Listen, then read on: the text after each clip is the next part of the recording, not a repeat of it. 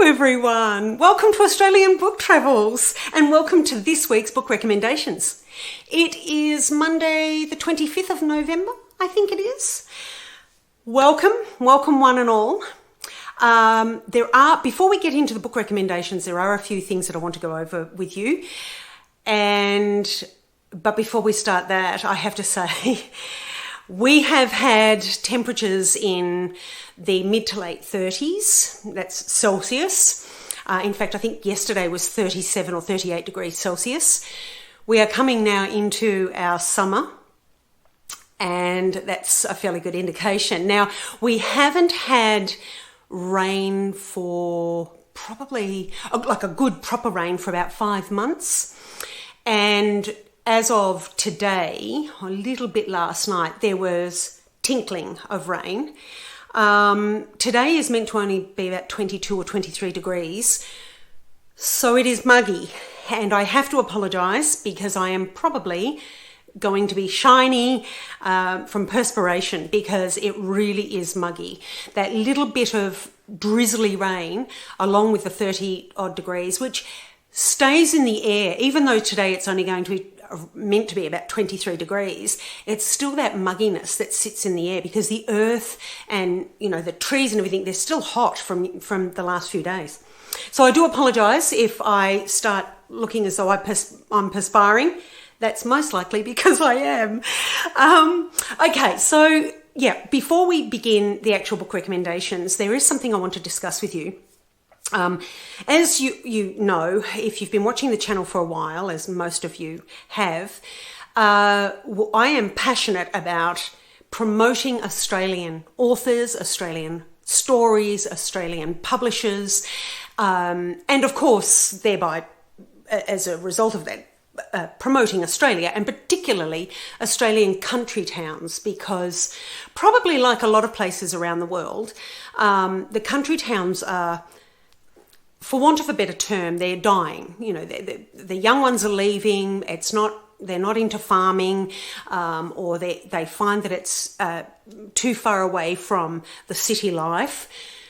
I think COVID helped a little bit because people realised that they didn't have to work in an office anymore, that they could work from home, and therefore they could come out to the country areas that were originally cheaper to live in. They're not now. And then, you know, country towns started, they started increasing in population and vibrancy. That has waned a little bit now. And, you know, as we're visiting country towns, some towns are really booming and they're vibrant. As I say, they're doing really well, and others are not so much. So I love to, the whole passion of this is to promote those towns and perhaps eventually see a bookshop in each country town. That would be lovely. So the premise of this channel was, one of the ideas was to promote all Australian authors and stories. Now, to do that, we have to be successful in YouTube. You have to have so many, you know, the more subscribers you have, the better.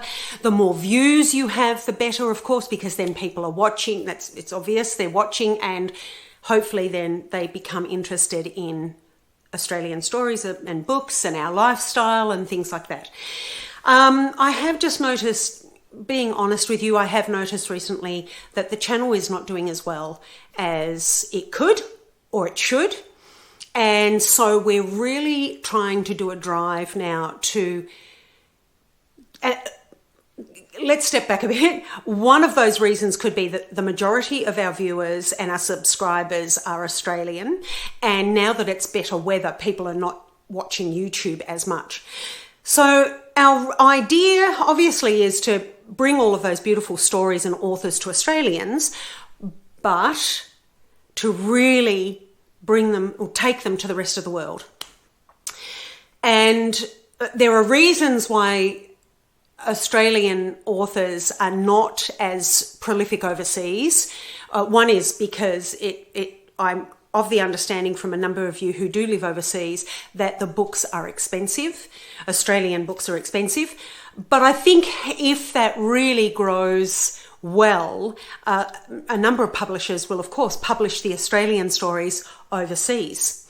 So it is just a matter of promoting Australian authors and stories, and perhaps then more so if they're then published overseas and the books are cheaper. Of course, we have some wonderful publishers over here, and I don't want to take that away from them. But I'm sure the more Australian stories and authors get out there, then they're going to benefit from, the publishing houses are going to benefit from that as well, wherever the books are printed. It's so long as they're Australian published, Australian stories and authors, if we can get them printed overseas, then we then have the stories out there in Europe and America and Canada and everywhere. So yes, the whole idea of this channel was to promote the authors and Australia, and at the expense of repeating myself, we really do need subscribers from all over the world. I'm not quite sure how the algorithms, and I don't know if this means anything to any of you. It really does confuse me, to be honest, and I'm actually a bit more into the YouTube now that I'm producing videos and things, but we have to really get out there in the algorithms, and I think the more people who watch, then the more YouTube will show us out there in the world. I have been working on things like the thumbnails, which are the photos that you see on YouTube that invite you in to the channel. And I'm over the next few weeks, just to let you all know, with the book recommendations and the travel videos, I'm going to change the content, just the beginning of the videos initially, the start of the videos, I want to change them to draw people in a bit more so that they watch and perhaps then become interested and excited and intrigued by Australia. If any of you I'm asking for your help. If any of you have any ideas or, and it doesn't matter what ideas they are, if they can help the channel to promote these Australian authors and Australia, I would really appreciate it. Please put your comments in the comment section below. I will read them. We will interact. You know I enjoy interacting with you all anyway. We can interact, we can discuss it, and perhaps together as a channel, we can have YouTube really promote us, and thereby promoting Australia and our authors. It's really important, and I'm becoming a little frustrated with the YouTube algorithms. I'm not sure how they work. I have tried everything that YouTube has suggested to promote the videos more and more. Some of them have gone viral almost. Some of them have 28,000 views, but I've just noticed lately that that's really petering out, and I'm not sure what I'm doing wrong. So if you can help me, I would really appreciate it, because it helps us all. If we can get a better literary following in Australia and around the world for Australia, I'd be delighted. That really is my goal. Okay, enough of that. I'm hoping you can help. Please do feel free. Put your comments in the comments below. It would really, really help. And in the meantime, I just wanted to warn you that some of not the content, but just the initial introductions to our videos on the channel will change, because we're trying to excite people and intrigue people into the video to watch it and see if that works. Anyway, wish us luck, everyone. Okay, let's get on to these book recommendations. The other thing before we do that, I did want to say, it is still November, so I'm not quite getting into Christmas mode yet. Mark has started decorating the house a little bit, but I will not decorate this area, and we won't start celebrating, and we won't really be talking Christmas books until December. There is a reason for that. One of the reasons is because I know a lot of you, and I know a lot of people become quite concerned that Christmas seems to be beginning earlier and earlier in the year. And although I do read my Christmas books on the 1st of November, because it gives me time then to read more of the Christmas books as it comes up toward Christmas, but I didn't want to celebrate too early with you, because otherwise then it feels like it's going on and it's not as exciting. I like Christmas to be that last minute, and particularly for it to really be concentrated in December. So that's why I haven't started my Christmas decorations here on the channel yet. There will be many celebrations, but I won't be doing that until next week, which I think next week is our first time in December, or it may be the week after. The other thing is we will have a sneaky midweeker, I promise you. I've been saying that for quite some time. It's just been a lack of time and ability on my part. The next sneaky midweeker will actually be about the trip I did to Sydney, because as you can tell, I've returned from Sydney, and that I will show you the book launch that I went to, and there'll be a little bit more content for you in that one. So that's exciting. I'm hoping, fingers crossed, if I don't get it to you this week, it will definitely be next week. I will be working my heart out for you to get that up on the channel. In addition to our normal travel videos and book recommendations, it will be an additional video. The chicken house and chicken coop, that sneaky midweeker, will have to wait. I haven't done as much work as I wanted to in the chicken coop, so I really felt that there wasn't a lot of content to show you as a sneaky midweeker. I just haven't had time to paint. There have been a couple of little things that I've done in the chicken run, but it hasn't been enough to really warrant a separate video as a sneaky midweeker. So I promise you that is coming, but right now my priority is the book launch, because I want to really show you what happened at the book launch and how much I love these authors and their stories. Okay, let's get into it, everyone. I hope you're all well and you are getting into the Christmas spirit a little bit. It is toward the end of November, so it's just, what is it now? Only 4 weeks or so away, I think. Oh, everyone. Anyway, let's get into these book recommendations. There are a couple of Christmas ones here, mainly because one of the books I read as my Christmas reading, which I begin in November, but the other one I thought I would show you because it has to do with Christmas preparations. So I thought you would be interested in that. Okay, let's get these books. Oh, and the goggles. Okay, everyone. Now, there's a story to this, which is really interesting. You will not believe it, because this happened a few weeks ago to us as well. This book I bought as a discounted book from Abby's bookshop in Sydney. Now, oh, everyone, I think I've got a hair. That happened last time, didn't it? Oh gosh, sorry, everyone. Now, this, I bought it discounted from Abby's bookshop, along with a number of discounted books. And it looked really interesting. It's an Australian story. And when I received the book and I started reading it, lo and behold, it's published by Fremantle Press. Who would have thought?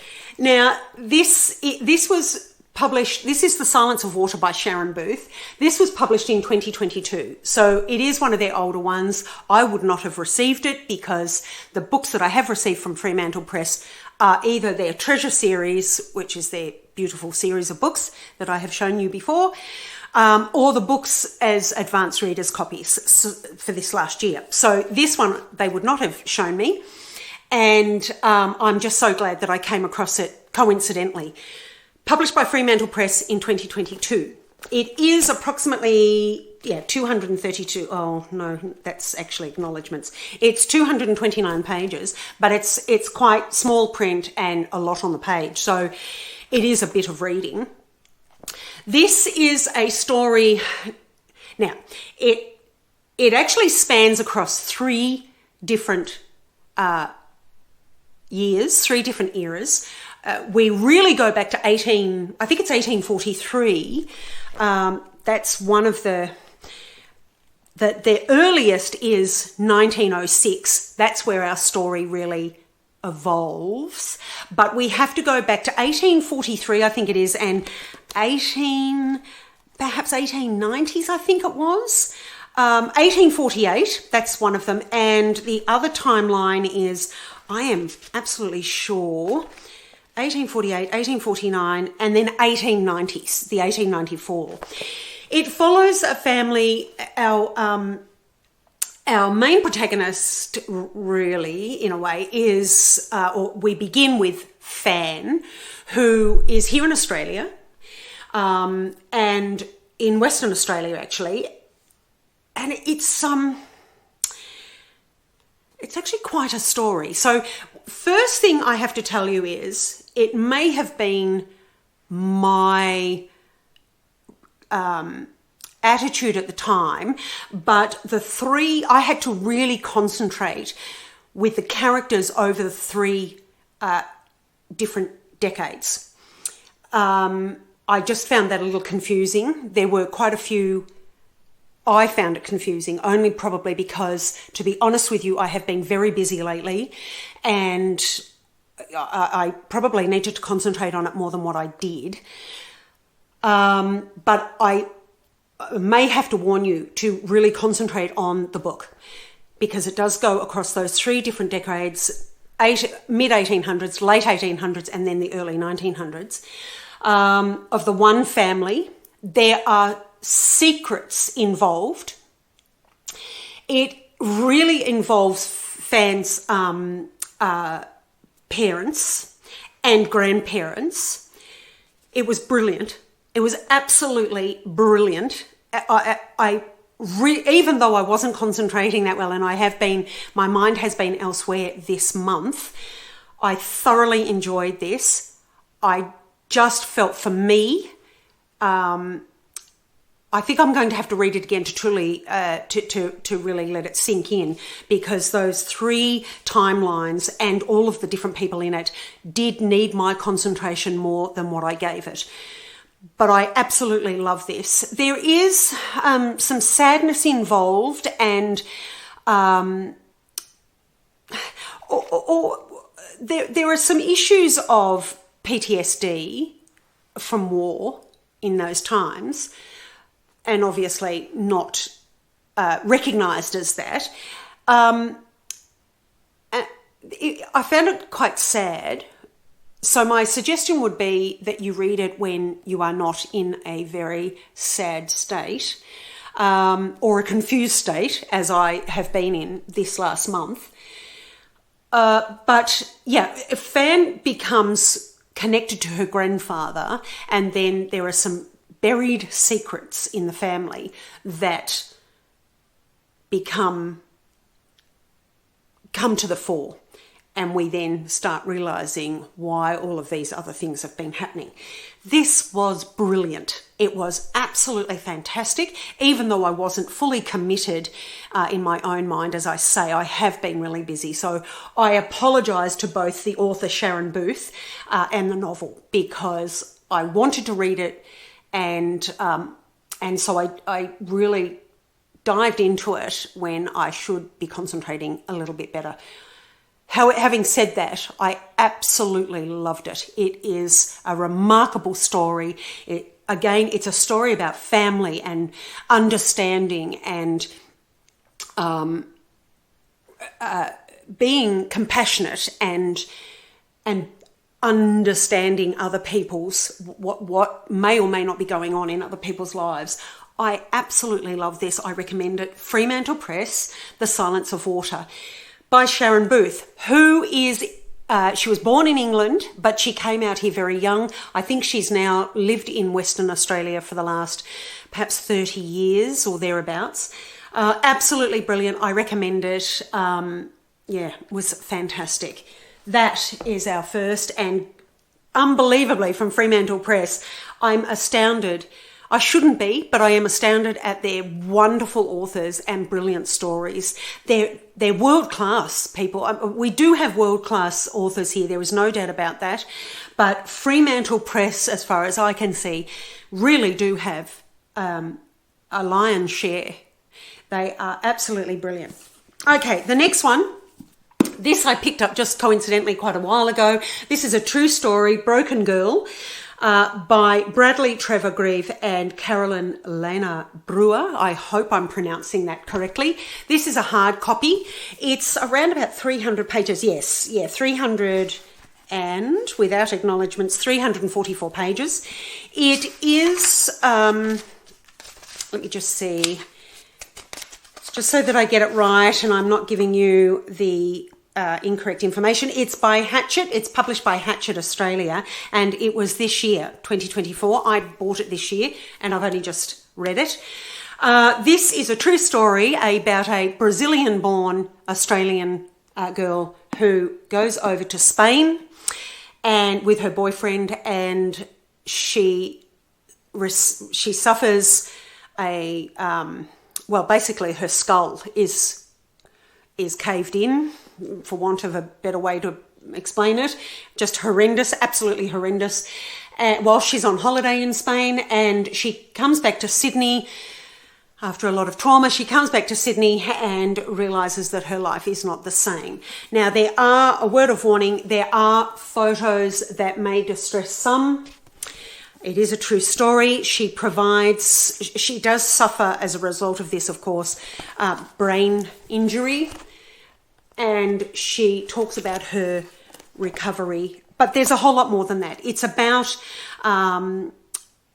it's really about reclaiming her life after just a devastating incident. And her whole life is shattered, her life with her boyfriend, her family, and her life here in Sydney. So I recommend this. Once again, just be careful what mood you're in when you read these sort of books. This was just devastating, but there is that element of positivity and brightness, looking to the future, because she looks at reclaiming her life. And I think we all need to understand that when there's been an illness or an injury, you know, we go about in life just doing normal things and thinking that we don't even think that we're lucky or blessed or fortunate. We tend to grizzle about what is or isn't going on in our life. But when it comes down to it and your life is in the, you know, really you're looking at your own mortality, it puts a completely different perspective on what and how you look at life and how you look at other people. So do be careful with these two particularly, but they are both amazing books.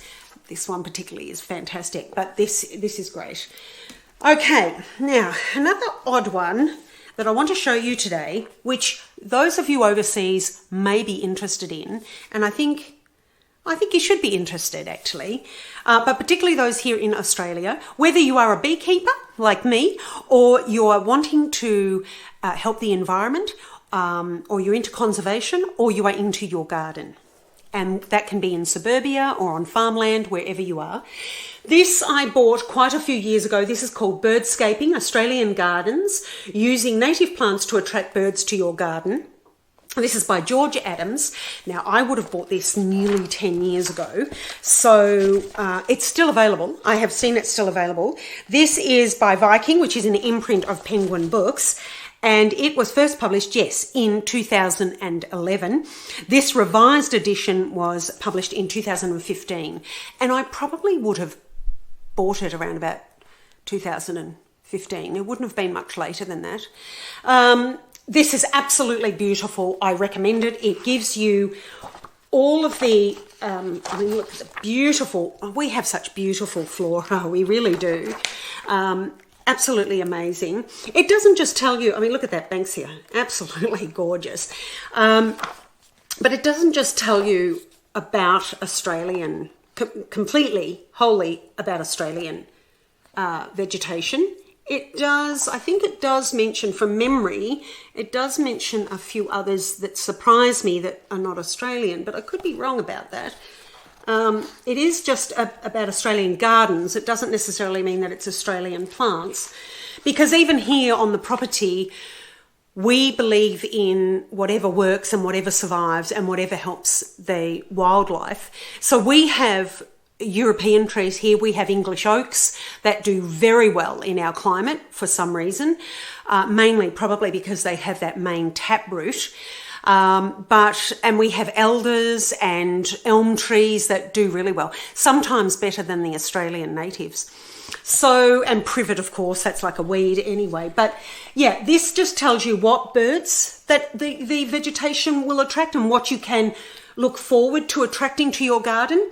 It has beautiful photography and also beautiful illustrations, drawings, and it gives you the plants to plant that will help birds forage. And of course, yes, just there, it gives you designs on your garden and things like that. It's absolutely beautiful. I recommend this along with the book that I showed you a few weeks ago, which was Flora. That is a much more expensive book, but it's well worth it, particularly as a beekeeper and also as a gardener.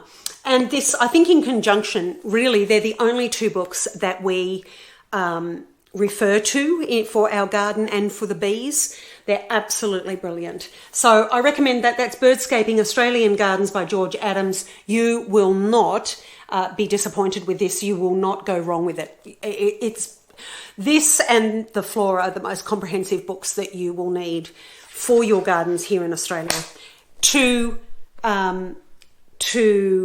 introduce wildlife to your garden. Unbelievable, beautiful.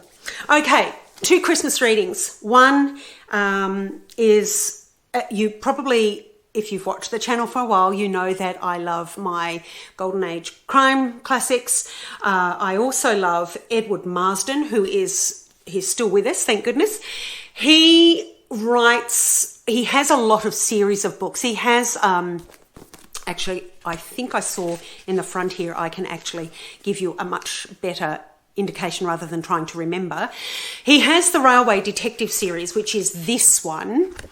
And he has the Merlin Richards series, the Homefront Detective series, the Ocean Liner Mysteries, the Doomsday series, which I do have. I also picked up an Ocean Liner mystery just the other day, secondhand, which I will show you in the coming weeks.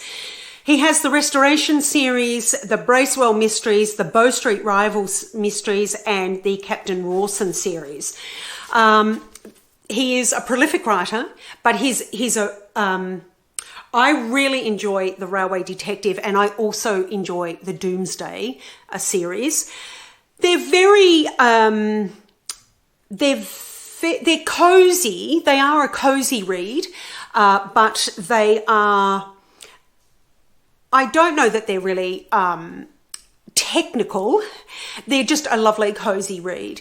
And what I notice with Edward Marsden too, he does introduce home life into his detectives. So you get a part of their social life and their home life and how they interact with their families as according to the times that they're set in. Now, the Railway Detectives is set in the this is mid-1800s. I warm to the characters. They're all really good characters. He doesn't really have too many characters I don't like. In fact, I don't think there are any that I've read so far. I will let you know in the Ocean Liner series. I'll be reading that over the next few weeks. But this one is a Christmas case. This happens just before Christmas. Thoroughly enjoyed it. It's beautiful. And I love the cover as well. The covers are always beautiful, even though it's paperback here in Australia. I'm no doubt they will be in hardcover in England. But, let me tell you who now this is, first of all, this is about 380 pages, I think.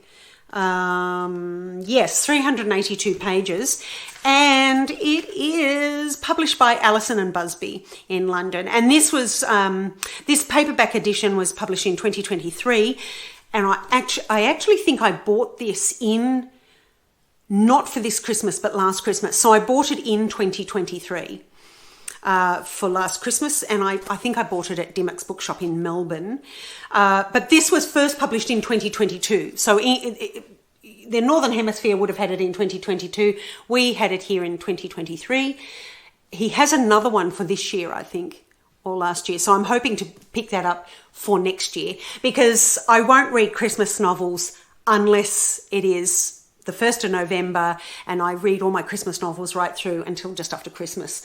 So I had that on the shelf waiting for this year, and I thoroughly enjoyed it. I really enjoyed the characters. I love my detective and his helpers. His boss is a little interfering, but aren't they all?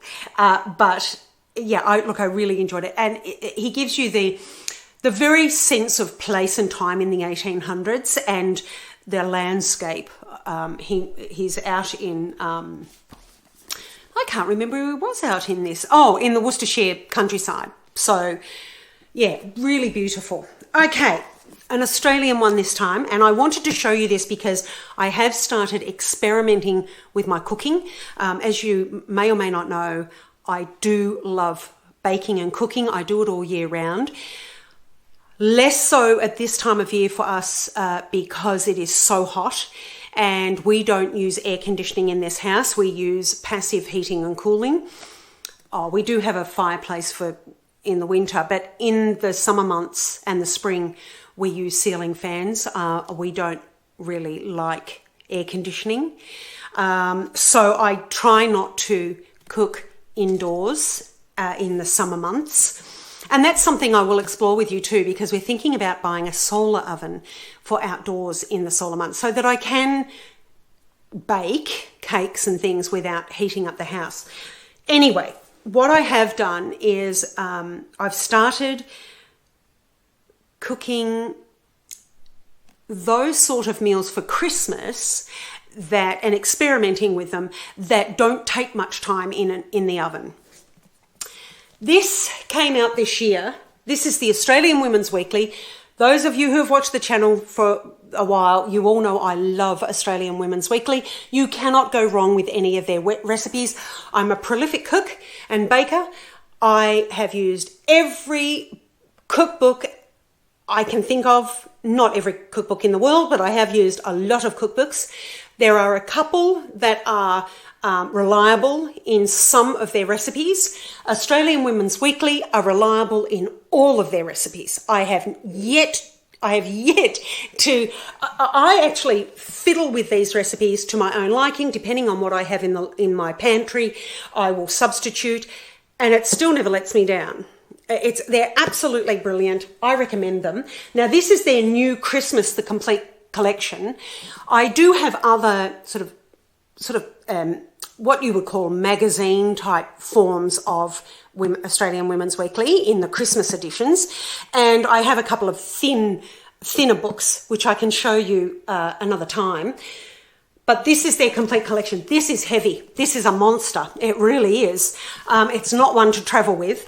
It is, let me see, all up, it is, 494 pages, including your index.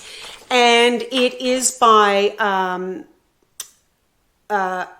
ARE Media Books, ARE Media Books. This edition, this was first printed in 2017, and then 2020, and this edition was published in 2024. I don't know of the other two editions, actually, which is strange for me. I'm not sure whether that's their slimmer editions, but this is the first one that I've had that is such a monster. As you can see, I was experimenting yesterday with a couple of the recipes. They have in their books, which I love about Australian Women's Weekly, they do have some decorating ideas, and they have drinks. Now, just flicking through it for you very quickly, here we go, there's a little post-it note here. I actually made the scroppino with strawberry puree. It was so easy to do. I put it in a margarita glass or a cocktail glass as it is here. It was so easy to make and so scrumptious. It was actually dangerous. They are alcoholic, but you can turn them into non-alcoholic. You know, it's not that hard. But these ones are alcoholic. There are some drinks in here that are non-alcoholic, but so they give you drinks, entree, dessert, main meals, hot, cold, salads, and decorating ideas. So let me just flick through you here. Oh, they give you biscuits and cakes. They're wonderful recipes for Christmas cakes. And this is their mini salami and tomato pizzas. Of course, I don't eat meat, so I just substitute that perhaps with tofu or some other vegetable. Or, you know, nuts or something like that. The other thing I made, which I really enjoyed, was and I have made it before actually, was the asparagus and goat's cheese tart. Extremely easy to make. Honestly, it took minutes and not that long in the oven. So I recommend this. It's absolutely brilliant. Women's Weekly never let me down. And as I say, this is quite a monster of a book. It's really heavy. It's not one to go travelling with, but it's brilliant. It's absolutely brilliant. They even have cheesecake. I mean, whatever you want. It goes from drinks to decorating to your traditional Christmas puddings and cakes to Australian style Christmases with salads and things like that and seafood. It's absolutely brilliant. Absolutely brilliant. I love them. What have we got there? Warm kifla and cucumber salad with dill.